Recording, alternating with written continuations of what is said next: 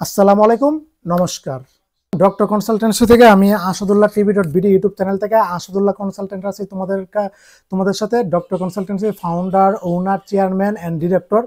তো আজকে 14ই জুন, হ্যাঁ, মানে 14ই জুন 2025 ভারতের প্রকাশিত হয়ে গেল নিট এক্সামের রেজাল্ট।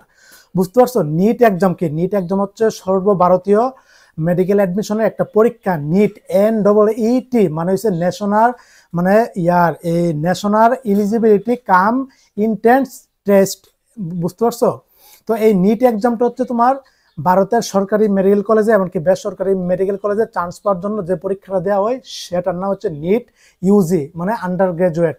বুঝতে পারছো? তো নিট 2025-এর রেজাল্ট প্রকাশিত হয়ে গেল। এই নিট এক্সাম কবে অনুষ্ঠিত হয়েছিল? নিট এক্সাম অনুষ্ঠিত হয়েছিল মে মাসের 4 তারিখে ভারতে। তো এই নিট এক্সাম অনুষ্ঠিত হয়েছিল ভারতে। তো এই এবার কয় হাজার স্টুডেন্ট নিট এক্সামে অংশগ্রহণ করেছিল? এবার 22 লক্ষ স্টুডেন্ট, ছাত্রছাত্রী সর্বভারত থেকে কি অংশগ্রহণ করছিল নিট এক্সামে। বুঝতে পারছো? মেডিকেল এক্সামে সরকারিতে বেসরকারিতে চান্স পাওয়ার জন্য।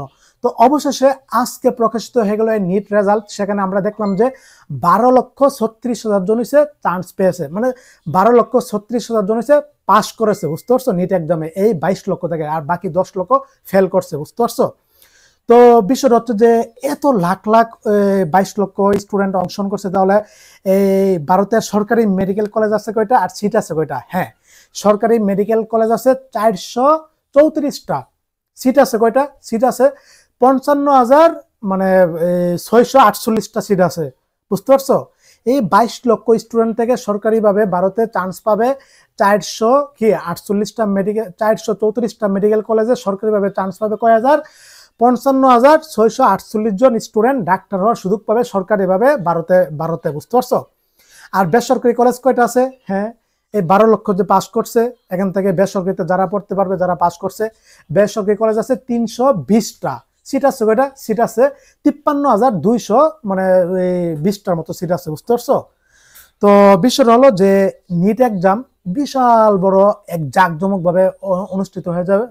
এটা ন্যাশনাল টেস্টিং এজেন্সি এই নিট এক্সামটা মানে পরিচালনা করে, এমনকি ওদের মাধ্যমে এটা হয়। তো দেখো যে এই নিট এক্সামে প্রথম হয়েছে কে? যে প্রথম হয়েছে মহেশ কুমার, ও প্রথম হয়েছে। অভিনন্দন মহেশ কুমারকে। ওর রেজাল্টটা কি জানো?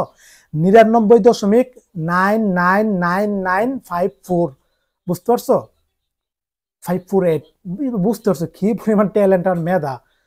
এবার মহেশ কুমার কি মানে এই তোমার প্রথম হয়েছে, ফার্স্ট হয়েছে। 10 জন থেকে 9 জনই ছেলে, একজন শুধু মেয়ে। দুঃখের বিষয় হলো বাংলা থেকে কেউ চান্স পায়নি, মানে টপ 10 জনের মধ্যে, টপ 20 জনের মধ্যে বাংলার কেউ নাই। বাংলার বলতে পশ্চিমবঙ্গের, কলকাতার কেউ নাই। বুঝতে পারছো? অন্যান্য বছর থাকতো, এবার একদম নাই। 200 জনের মধ্যে 3 জন আছে কলকাতার, মানে পশ্চিমবঙ্গের। বুঝতে পারছো? বাংলা ভাষাভাষীর মধ্যে। নিট এক্সাম কয়টা ভাষায় অনুষ্ঠিত হয়? হ্যাঁ, নিট এক্সাম অনুষ্ঠিত হয় 11টা ভাষায়। বুঝতে পারছো? এখানে হিন্দি আছে, তামিল আছে, তারপরে হচ্ছে তোমার মালায়ালাম আছে, তারপর হচ্ছে বাংলা আছে, তারপর হচ্ছে ইংলিশ আছে, উর্দু আছে, তারপর হচ্ছে তেলুগু আছে, তারপর হচ্ছে তোমার এভাবে বিভিন্ন 11টা ভাষায় নিট এক্সামটা অনুষ্ঠিত হয়। বুঝতে পারছো? তো বিষয়টা হলো যে সকলকে অভিনন্দন। আর এই যে টপ যে 10 জন আসে, এখান থেকে 9 জনই ছেলে। হ্যাঁ, মেয়েদের মধ্যে কে প্রথম হয়েছে? অবিকা। হ্যাঁ, তোমাকে অভিনন্দন। ও হয়েছে মেয়েদের মধ্যে ফার্স্ট হয়েছে। আর মানে পুরা থেকে পঞ্চম হয়েছে। মেধা তালিকায় পুরা ভারত থেকে পঞ্চম, কিন্তু মেয়েদের মধ্যে ফার্স্ট হয়েছে অবিকা। বুঝতে পারছো? তোমাকেও অভিনন্দন।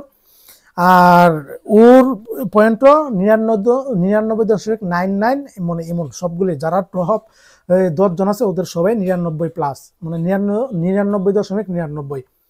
তো নিট এক্সাম রেজাল্ট কিভাবে তোমরা দেখবা? হ্যাঁ, আমার ডিসক্রিপশন বক্সে সম্পূর্ণ লিঙ্ক দেওয়া আছে রেজাল্টের। নিট ওয়েবসাইটে ঢুকবা, ঢুকার পরে সেখানে হচ্ছে তোমার 2টা লিঙ্ক পাবা রেজাল্ট দেখার। প্রথম লিঙ্কে ক্লিক করে তুমি সরাসরি এখানে ক্লিক করার পরে তোমার অ্যাপ্লিকেশন আইডি নাম্বার দিবা, তারপর হচ্ছে তোমার ওই যে তোমার রুল দিবা, তারপর হচ্ছে তোমার ক্যাপচারটা পূরণ করলে তুমি তোমার রেজাল্টটা স্কোরটা দেখতে পারবা। বুঝতে পারছো? নিট এক্সাম কি কি বিষয় হয়? ফিজিক্স, কেমিস্ট্রি, বায়োলজি 3টা বিষয় হয়। এখানে তো মোটামুটি একটা মার্ক আছে, এত থেকে এত পর্যন্ত পাইলে পাস। বুঝতে পারছো? এটা মোটামুটি সেই পরিমাণ কঠিন, মোটামুটি 4-5 বার দেওয়া যায় নিট এক্সাম। বুঝতে পারছো? তো 2025-এর নিট এক্সাম হয়ে গেল, তোমাদেরকে অভিনন্দন। আর আরেকটা যে বিষয় সেটা হচ্ছে যে এই নিটে ভারতের যে প্রাইভেট মেডিকেল কলেজ আছে এখানে কিন্তু তোমরা জানো যে প্রায় 1 কোটি টাকার মতো খরচ হয় প্রাইভেট মেডিকেল কলেজে পড়তে ভারতের। সুতরাং এটার জন্য কি করে ভারত থেকে বাংলাদেশ থেকে এসে কিন্তু এমবিবিএস কমপ্লিট করে যায় অজস্র স্টুডেন্ট। আমি ডক্টর কনসালটেন্সি প্রতিষ্ঠা করেছি তোমাদের জন্য, এই ভারতবাসীর জন্য, নেপালের জন্য, ভুটানের জন্য, কাশ্মীরের জন্য, বুঝতে পারছো, পাকিস্তানের জন্য। আমার ডক্টর কনসালটেন্সি থেকে মানে সম্পূর্ণ তোমার ভর্তি কার্যক্রম প্রসেস, বাংলাদেশে যারা ভর্তি হতে চাও সম্পূর্ণ A to Z আমি প্রসিডিউর করব। তোমাদের আবেদন, অ্যাপ্লিকেশন, তোমাদের অফার লেটার, তোমাদের কোন কোন মেডিকেল কলেজে তুমি চাও, তোমার জন্য কোনটা বেস্ট হতে পারে, কোনটা টপ মেডিকেল কলেজ, কোনটাতে খরচ সবচেয়ে বেশি, কোনটাতে মিডিয়াম সবচেয়ে কম, সবকিছু আমি জানি। সুতরাং আমি তোমাদেরকে হেল্প করব। হ্যাঁ, এবার 19টা লিস্ট প্রকাশ করছে যারা ভারত থেকে চান্স পেয়েছে, ফরেনার স্টুডেন্ট যারা ভারত, নেপাল, কাশ্মীর, ভুটান। তো 19টা লিস্টের মধ্যে আমরা দেখলাম যে প্রায় 1300-1400 জনের মতো কি ফরেনার বাংলাদেশের মেডিকেল কলেজে ভর্তির সুযোগ পেয়েছে। ওরা কিন্তু অলরেডি ভর্তিও হয়ে গেছে মোটামুটি সবাই। তো সুতরাং এই নিটের গত বছর 24-এর যে নিটটা ছিল না, ওদের বাংলাদেশের মেডিকেল কলেজে ভর্তির বেসরকারি কলেজগুলিতে ভর্তির সুযোগ ছিল সেই ডিসেম্বরের 15 তারিখ থেকে ভর্তি, মানে ডিসেম্বরের 5 তারিখ থেকে শুরু হয়েছিল আবেদন, ডিসেম্বরের 2024 সালের ডিসেম্বর 5 তারিখ থেকে শুরু হয়েছিল, 2025 সালের মার্চের 15 তারিখ পর্যন্ত অ্যাপ্লিকেশন চলছে। সুতরাং তারপরে কিন্তু অফ, বন্ধ। তোমরা যে আজকে যে নিট রেজাল্ট দিয়েছে, তুমি চাইলে কিন্তু এখন বাংলাদেশের প্রাইভেট মেডিকেল কলেজে এই সেশনে ভর্তি হতে পারবা না, কেননা ওয়েবসাইট বন্ধ করে দিয়েছে স্বাস্থ্য অধিদপ্তর, DGME, বুঝতে পারছো।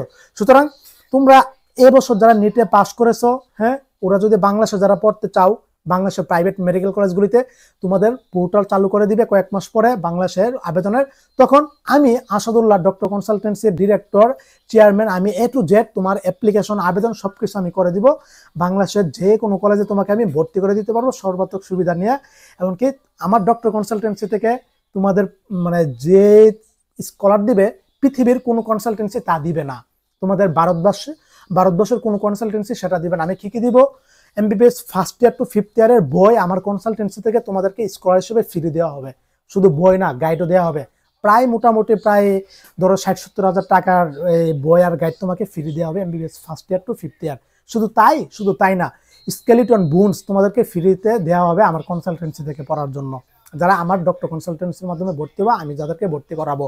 শুধু কি তাই না, বাংলাদেশে আসার পরে তোমাকে বিমানবন্দর থেকে রিসিভ করে অথবা বর্ডার থেকে তোমাকে রিসিভ করে সম্পূর্ণ মেডিকেলে ভর্তির প্রসেস, কার্যক্রম, যত খরচ টরচ হবে, খাবার দাবার সবকিছু আমি করব। এমনকি করার পরে তোমার হাতে আমি 50,000 টাকা দিয়ে দিব চলার জন্য। তার মানে প্রায় 2 লক্ষ টাকা কি ডক্টর কনসালটেন্সি তোমাকে স্কলারশিপ হিসেবে দিচ্ছে। এটা কিন্তু আর কোনো কনসালটেন্সি দিবে না, বুঝতে পারছো। ডক্টর কনসালটেন্সি সেটা প্রোভাইড করছে। সুতরাং যারা নিট এক্সামে বাংলাদেশে ভর্তি হতে চাও, আমার সাথে যোগাযোগ করতে পারো, হোয়াটসঅ্যাপে কন্ট্যাক্ট করতে পারো, মেল করতে পারো। আমি A to Z সম্পূর্ণ তোমাকে কাউন্সেলিং করবো, কনসাল্ট করবো। ইনশাল্লাহ ভালো কিছু তোমার জন্য হবে। তুমি ডাক্তার হওয়ার আগ পর্যন্ত বাংলাদেশে আমি ডক্টর কনসালটেন্সি তোমার পাশে থাকবো, এমনকি তোমার সব ধরনের সমস্যা আমি হেল্প করবো, বুঝতে পারছো। তোমার ছুটিতে তোমার টিকিট কাটা থেকে বিমানের টিকিট কাটা অথবা ট্রেনের টিকিট কাটা সবকিছু A to Z আমি সম্পূর্ণ তোমার ডাক্তার হওয়া পর্যন্ত বাংলাদেশে আমি তোমাকে গাইডলাইন করবো, পড়া বিষয়ে সবকিছু বিষয় A to Z ইনশাল্লাহ, বুঝতে পারছো। সুতরাং যারা ভর্তি হতে চাও এই সামনের সেশনে বাংলাদেশের প্রাইভেট মেডিকেল কলেজগুলিতে, এই আমার সাথে যোগাযোগ করতে পারো। ডক্টর কনসালটেন্সি আমার বাংলাদেশের সরকার থেকে লাইসেন্সদারি, অথবা সরাসরি আমার কাছে সম্পূর্ণ বিস্তারিত জানি না, কিন্তু তুমি তোমার যে ডকুমেন্টগুলি জমা দেওয়া লাগবে এগুলি জমা দিতে পারো। হ্যাঁ, আমি ভারতে কখন প্রবেশ করব, ভারত তোমরা জানো যে বাংলাদেশের ভিসা অফ করে দিয়েছে, এটা এত সহজে চালু হবে না। আপাতত বাংলাদেশের মানে সবকিছু স্থিতিশীল, এমনকি সবকিছু ঠিকঠাক হওয়ার পরে তোমাদের ভারত সরকার ভিসা হয়তো চালু করতে পারে। কিন্তু তারপরও যখন তোমাদের একদম বেশি গুরুত্বপূর্ণ হয়ে যাবে, আমার স্টুডেন্ট যারা সরাসরি যখন দরকার হবে, আমি ভারতে প্রবেশ করব অন্য ভিআইপি মাধ্যমে, বুঝতে পারছো, বিজনেস বিষয় মাধ্যমে ইনশাল্লাহ তখন যোগাযোগ করতে পারবো। সো ভারত গেলে তোমরা সরাসরি যখন আমি তোমাদেরকে কনসাল্ট করবো, মানে পরামর্শ দেবো, সেটা আরো ইফেক্ট হবে। কোনো সমস্যা নাই, অনলাইন মাধ্যম যত অনলাইনে সবকিছু A to Z করবো। আরো কয়েকজন আঙ্কেলের ছেলে মেয়েদের ভর্তি কিন্তু আমি হেল্প করতেছি, ভর্তি করাইছি, এমনকি করাচ্ছি ইনশাল্লাহ। হ্যাঁ, কোনো সমস্যা না। একটা honest and trusted consultancy doctor consultancy, বুঝতে পারছো। ভারতবর্ষে কিন্তু এই তোমাদের কনসালটেন্সি তোমাদেরকে কোনো ফায়দা দেয় না, কোনো সুবিধা দেয় না। সেটা আমি বাংলাদেশ থেকে আমি আসাদুল্লাহ সেই ফায়দা সুবিধাগুলি তোমাদেরকে ভারতবর্ষের স্টুডেন্টদের আমি দিব ইনশাল্লাহ, বুঝতে পারছো। কোনো সমস্যা নাই। আর গতবার নিট এক্সামে প্রথম হয়েছিল একজন মুসলিম মেয়ে প্রথম হয়েছিল গতবার নিট এক্সামে, আমার মনে আছে। আর এবার পশ্চিমবঙ্গ থেকে 200 জনের মধ্যে 3 জন আছে। তোমরা পশ্চিমবঙ্গের ওরা, হ্যাঁ, কি সমস্যা? তোমরা কি এত দুর্বল হয়ে গেছে কেন? সারাদিন জি বাংলা, স্টার জলসা, ওইটা বৈশা সারাদিন দেখো বই নিয়ে, বই মিললা এই স্টার জলসা এই সিরিয়াল দেখতে থাকো, নিট একদম এখন কি লাড্ডু করছো। কই টপ 200 জনের মধ্যে মাত্র 3 জন, টপ 10 জনের মধ্যে একজন বাংলার নাই, পশ্চিমবঙ্গের নাই, কলকাতার নাই। সুতরাং সিরিয়াল মিরিয়াল দেখা বন্ধ করে নিট, আবার তোমার তো অপশন আছে, সমস্যা নেই, নিট একদম দাও। তাছাড়া বাংলাদেশে তোমার পড়ার সুযোগ আছে, ভারতে 1 কোটি টাকা খরচ হয়, বাংলাদেশে তোমার 40 থেকে 45 লক্ষ টাকা কমপ্লিট, 50 লক্ষ টাকা কমপ্লিট। সুতরাং এটাও কাজে লাগাতে পারো, বুঝতে পারছো। আর এই যে 12 লক্ষ স্টুডেন্ট পাস করেছে, এখান থেকে 5 লক্ষ ছেলে আর 7 লক্ষ হয়েছে মেয়ে, বুঝতে পারছো। যারা পাস করছে ওরা ভারতের বেসরকারিগুলোতে ভর্তি হতে পারবে, বাংলাদেশের বেসরকারি প্রাইভেট মেডিকেল কলেজগুলোতে কি ভর্তি হওয়ার সুযোগ পাবে। আর সরকারিভাবে তো তোমার 55,000 স্টুডেন্ট কি ভর্তির সুযোগ পাবে। তো নিট নিয়ে এই ছিল। পরবর্তীতে আমি এখন থেকে তোমাদের এই ফরেনার স্টুডেন্টদের নিট তোমার এই সম্পূর্ণ আপডেট দিতে থাকবো। এমনকি বাংলাদেশে তুমি কোন কোন মেডিকেল কলেজে তোমার ভর্তি হওয়ার জন্য ভালো হবে, এগুলো আমি সম্পূর্ণ লেকচার আকারে তোমাদেরকে ইনশাল্লাহ নিয়মিত এখন থেকে দিতে থাকবো। বাংলাদেশের এবার সকল স্টুডেন্টদের আমি হেল্প করেছি, এমনকি আমি পরামর্শ দেওয়ার কিন্তু মোটামুটি সবার মতো কি মেডিকেলের স্বপ্নটা পূরণ করতে পারছি। ঠিক তোমাদেরও ভারতবর্ষের স্টুডেন্টদেরও আমি সেভাবে হেল্প করবো। শুধু ভারত না, ভারত, কাশ্মীর, নেপাল, ভুটান, পাকিস্তান, সর্ব দেশ থেকে যে দেশ থেকে বাংলাদেশে আসো সকলকে আমি হেল্প করবো। তবে ভারত থেকে সবচেয়ে বেশি স্টুডেন্ট বাংলাদেশে ভর্তি হওয়ার জন্য আসে, বুঝতে পারছো। তো এই ছিল, সবাই ভালো থাকো, সুস্থ থাকো, সকলের জন্য অনেক অনেক শুভকামনা রইলো। মন খারাপ করো না, যারা চান্স পাওনি কোনো সমস্যা নাই, নেটে আরো কয়েকবার দেওয়া যায়, ট্রাই করো, কোনো সমস্যা নাই।